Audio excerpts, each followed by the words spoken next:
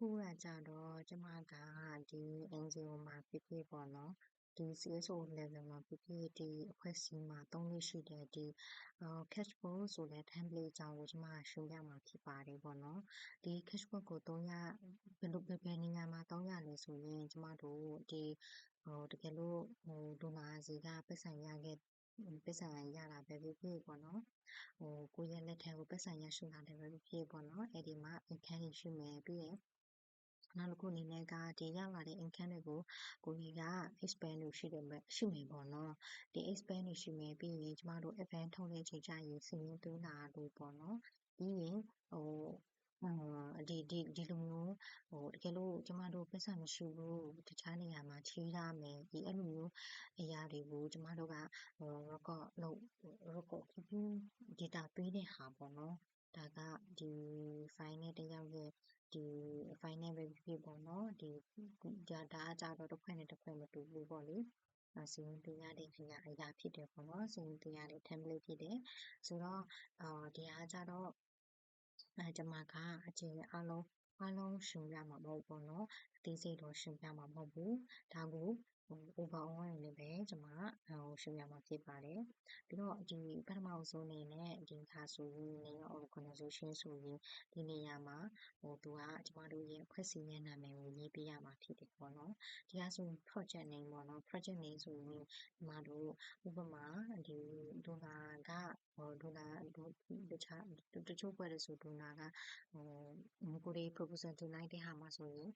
သူ့ရဲ့project name ရှိတယ်ပေါ့နော်လေးခုလားအဲ့လိုမျိုးစာလေးတူ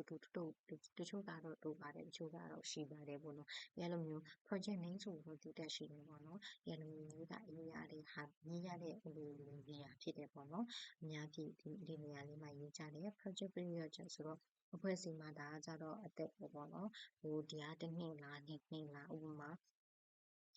တရက်နေ့ဇန်နဝါရီ2026ကနေ2029ထိဘယ်လဘယ်ရက်မှာပြီးတယ်ပေါ့နော်အဲ့လိုမျိုး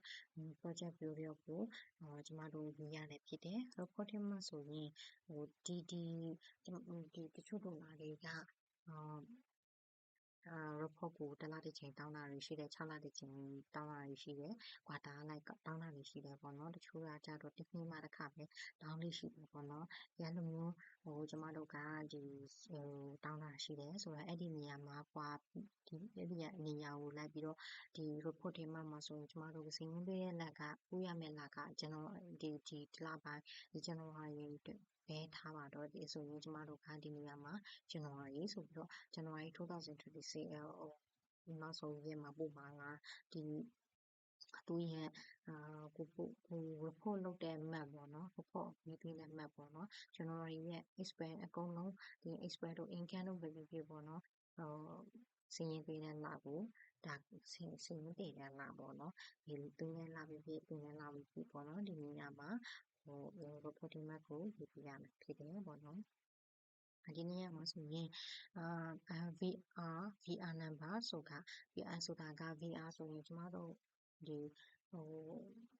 ဘောင်းချနာပတ်တွေကိုရတာရှိတယ်ပေါ့နော်ဖွဲ့နေတဲ့ဖွဲ့တယ်မတူဘူးတချို့တွေကကြတော့VR ဘောင်းချနာပတ်ကတစ်စောင်ဆိုရင်ဒီထားပါတော့ဒီနေ့မှာလာကလေးနဲ့ဘောင်းချတစ်စောင်ပဲတစ်စောင်အတွက်ဆိုရင်ဒီတယောက်ကဘောင်းချနာတစ်စောင်လာကလေးနဲ့ဆိုရင်လာကလေးဆိုရင်ဒါကသူ့ကိုအရင်ကကလေးနဲ့အတွက်ကြောင့်VR 0မှာတချို့တွေကကြတော့ဖွဲ့စည်းရဲ့နာမည်ရယ်ခုနှစ်ရယ်ပြီးတော့နံပါတ်ရယ်ဒီအဲ့လိုမျိုးထားကြတယ်ပေါ့နော်ဒါကကြတော့ကိုယ့်ဖွဲ့စည်းပုံမူတည်ပြီးတော့သတ်မှတ်ထားတဲ့အတိုင်းနံပါတ်တွေရေးကြတယ်ပေါ့နော်ဥပမာVR 3939အဲ့လိုမျိုးရေးနိုင်တယ်ပေါ့နော်ပြီးတော့နောက်တစ်ခုအနေနဲ့ကကြတော့ဒီနေရာက date ပေါ့နော်ဒါဒီနေရာမှာကြတော့အများကြီးရေးလို့ရှိတာကကြတော့claim ပြီးတော့ proof ရတဲ့ date ကိုကျမတို့ရေးလို့ရှိတယ်ပေါ့နော်ထားပါတော့ဒီ fee start တစ်ယောက်ကသူ့ရဲ့ expense ကိုလာ claim မယ်ဆိုရင်တောက်ကြနေမှာလာ claim မယ်ဆိုရင်ဒီတောက်ကြနေမှာဘယ်ရက်လဲပေါ့နော်အဲ့ဒါကိုကျမတို့ကထားပါတော့ဒီ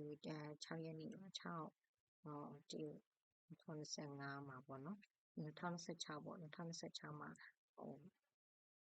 ဒါကဂျွန်လဖြစ်နေတယ်ပေါ့နော်ဂျွန်လ ဇန်နဝါရီလမှာကျမစာရင်းလာရှိမယ်ဆိုရင်ဒီနေရာမှာစာရင်းရှင် proof ရတဲ့ date ကျမတို့ထည့်ရပါပြီတယ်ဒီမှာကကြတော့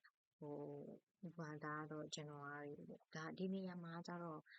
formula နဲ့ချိန်လို့ရတယ်ပေါ့နော် formula ကြတော့ဒီနောက်ပိုင်းမှာပေါ့နော်ဒီနေရာမှာတကယ်လို့ကိုဒီကဒီနေရာမှာရေးလိုက်မယ်ဆိုရင်ဒါကတော့အော်တိုတန်းပေါ်တဲ့formula နဲ့လုပ်လို့ရတယ်ပေါ့နော် discretion ကကြတော့ဒီဟာကိုခဏလေးထားပါမယ်ဒီ budget code ကကြတော့budget တိုင်းထဲမှာပေါ့နော်ဒေါ်လာရ budget မှာကြတော့အများbudget code တွေအများနဲ့ပါပါတယ်ဥပမာ A1.1 တို့ B.1 လား C လား E လားတချို့လေးဆိုရင်အမျိုးမျိုးရှိကြတယ်ပေါ့နော်တစ်ဖွဲ့နဲ့တစ်ဖွဲ့အလိုက်သတ်မှတ်ထားတဲ့ဒီ budget code တွေကိုထည့်ရေးရတယ်ဥပမာ B.1 အဲလိုမျိုးထည့်ရေးရတာဖြစ်တယ်ဒီနေရာကကြတော့ budget description ကကြတော့ဒီ budget description ကကြတော့ဥပမာ B.1 ကကိုရီးယား travel cost အတွက်သုံးလိုက်တယ်ဆိုရင် travel cost for star လား travel cost for participant လားအဲလိုမျိုးparticipant ကိုမှဘာအတွက်ဘယ် meeting အတွက်သုံးလိုက်တာလဲဘယ် meeting အတွက်သုံးလိုက်တာလဲပြီးတော့ဘယ် training အတွက်သုံးလိုက်တာလဲဒီအဲ့လိုမျိုး B.1 ရဲ့သူ့နဲ့သက်ဆိုင်တဲ့သူ့ရဲ့ budget လိုက်ပေါ့နော်ကိုလေစီရင်ပြီးနိုင်ရမှာဖြစ်တယ်ပေါ့နော်ဒီနေရာမှာဒါခုနကကျမခဏလေးကြော်ထားတာပေါ့နော်ဒီနေရာမှာကျမတို့က B.1 ရေးလိုက်မယ်ဆိုရင်ဒီနေရာမှာဥပမာtravel ဆိုပြီးတော့သူကအော်တိုချိန်လို့ရတယ်ပေါ့နော်အော်တိုချိန်လို့ရတယ်ဆိုတော့ B.1 ရဲ့B.1 ဆိုရင်သူနဲ့ပဲသက်ဆိုင်တဲ့travel လိုက်ပေါ့ထားပါတော့ဒီနေရာမှာကျမတို့က B.2 ဆိုရင်ကိုယ့်ရဲ့ budget မှာက B.2 မရှိဘူးဆိုရင်ဒီနေရာမှာကလာမပေါ်ဘူးပေါ့နော်ဒီနေရာမှာကိုက travel ဆိုပြီးတော့ရေးမယ်travel cost for staff ဆိုပြီးတော့ရေးတယ်ဒါပေမဲ့ budget လိုက်မှားနေတယ်ဆိုရင်ဒီနေရာမှာဒါ full cost ဖြစ်နေဆိုရင်အဲ့ဒီဟာကမှားတယ်ပေါ့နော်ဒီလိုမျိုး formula နဲ့ကျမတို့ကလိုက်ချိန်လို့ရတယ်ပေါ့နော်ဒါခုနကကျမပြောတဲ့အတိုင်းပဲဘာအနေနဲ့ပဲပြောလိုက်တယ်ပြောမယ်ပေါ့နော်ဒီချေတော့မပြောမှာမဟုတ်ဘူးပေါ့နော်ဆိုတော့ဒီ column ကကြတော့ဥပမာခုနကကျမ claim ပေါ့နော်ဥပမာကျမတို့ကဒီ star တယောက်က event လာထုတ်တယ်ဆိုရင်ဒီ January လမှာပထမဆုံးevent လာထုတ်တဲ့သူတယောက်ကနံပါတ်ရေးမယ်ပေါ့နော်ဥပမာ ATV event ပေါ့နော် ATV တင်ဆိုရတဲ့ event ကပြန်လို့ကျမတို့ရေးနိုင်တယ်နံပါတ်တက်တယ်ပေါ့နော်နောက်တစ်ယောက်က event လာထုတ်တယ်ဆိုရင် ATV 0002ပေါ့နော်အဲ့လိုမျိုးကျမတို့စီရင်ရေးပေးလို့ရတယ်နောက်တစ်ခုကကြတော့ဒီနေရာဆိုရင်income ပေါ့နော်ဒီ income ဆိုရင်ခုနကကျမပြောတဲ့ရှိကပြောခဲ့တဲ့ဒေါ်လာစီကရတဲ့ income ပေါ့နော်ပတ်စံမျိုးဖြစ်ဖြစ်ပေါ့နော်လုံးချင်းတွေကနေရတဲ့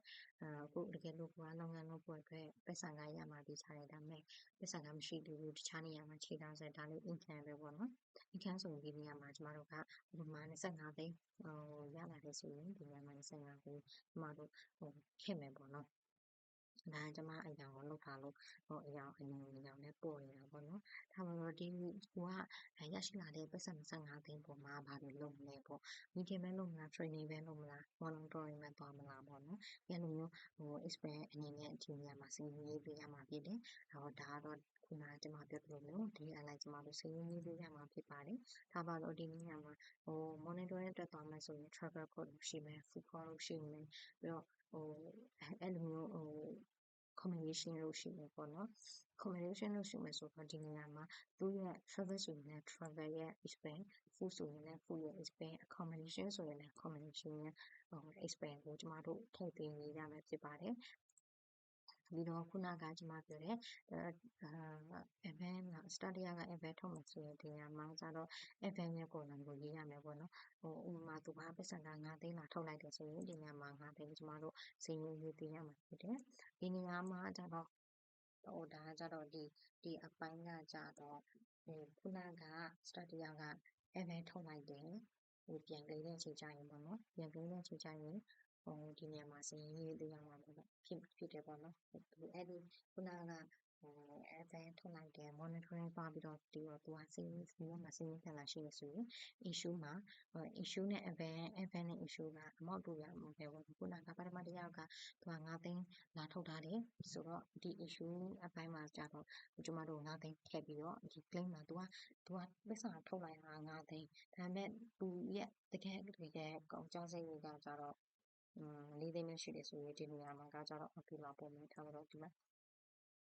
9သိန်းထုတ်လိုက်တယ်ပေါ့နော်9သိန်းထုတ်လိုက်တယ်သူပုံလိုက်ဟာက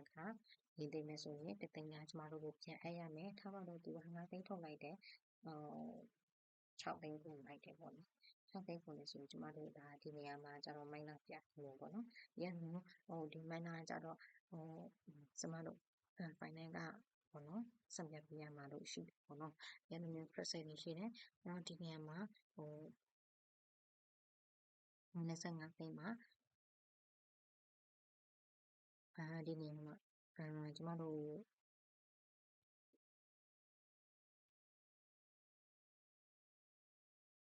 ဒါကကြတော့ formula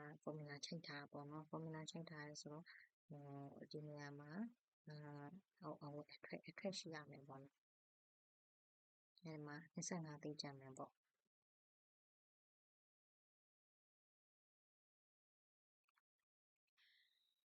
ကြတော့လူချိတ်ထားတယ်ပေါ့နော်ဒါပေမဲ့ကြောင်လူချိတ်ထားကကျမတို့